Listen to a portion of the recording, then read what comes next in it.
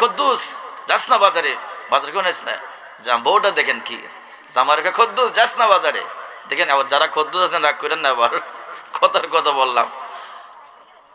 তো এই ছেলেটা বড় হইতেছে, এখন দেখে বাপে মারে নাম ধরে ডাকে, মায় বাপের নাম ধরে ডাকে। এখন ফুলায় কয় কদ্দুস যাস না বাজারে, আমার খেলনা লইয়া গিয়া।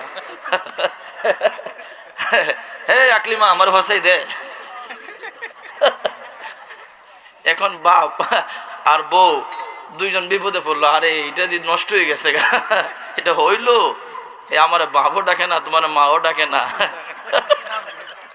কদ্দুস ডাকে, হইলো, তাহলে কি করতে হবে? তাহলে দাঁড়াও, অফিস থেকে আসার পর থেকে একটা বুদ্ধি করতে হবে।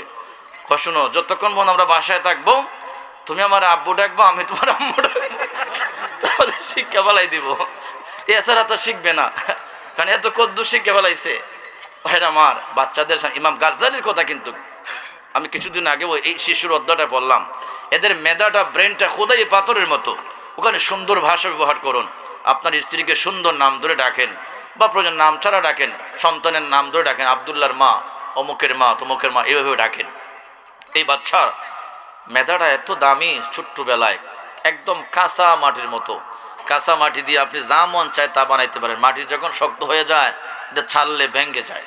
সুতরাং তাদের ব্রেন, তাদের এই যে মগজ, এটা একদম কাঁচা মাটির মতো। ওখানে যা ইনভেস্ট করবেন, তার সামনে যা বলবেন, যা করবেন, তা শিখবে, সামগ্রস্ত করবে। সুতরাং বাচ্চাদের সামনে ভালো ভালো কথা বলুন, সবসময় চেষ্টা করবেন।